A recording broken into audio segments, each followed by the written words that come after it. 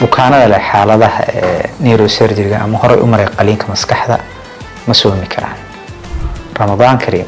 Bismillahir Rahmaanir Rahiim. Magacaygu waa Dr. Abuukar Maxamed Cusmaan, dhakhtarka qaliimada maskaxda ee Xanguulaha Istaal Yardamile. Maanta waxaan ka hadlaynaa su'aal inta badan bukaanada weydiiyeen, bukaanada qaba xaaladaha neurosurgery ama hore u maray qaliimada maskaxda ma soomi karaan.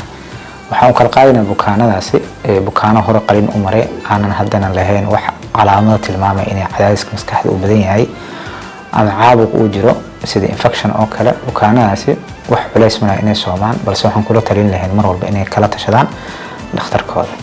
bukaanada mar dhawaan ama mar dhow qaliin maray kuwaasoo ka yar waqtiga 2 isbuuc, bukaanadas waxaa lagula talin lahaa inaysan soomin maxaa yeelay waxay ku jiraan xaaladaha bogsashada ama soo kabashada.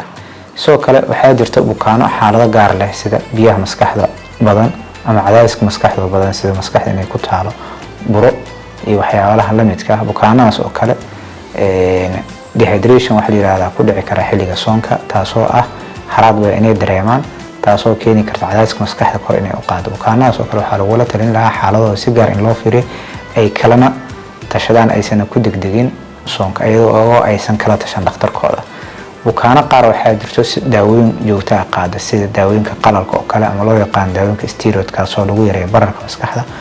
bukaanadaasna waxay ku xiran tahay xaaladooda hadday stable tahay ama ay degan tahay, aysan muddo xaaladaas isku arkin in loo sameeyo daawada waqti lagu habeeyo sida afurka iyo suxuurka.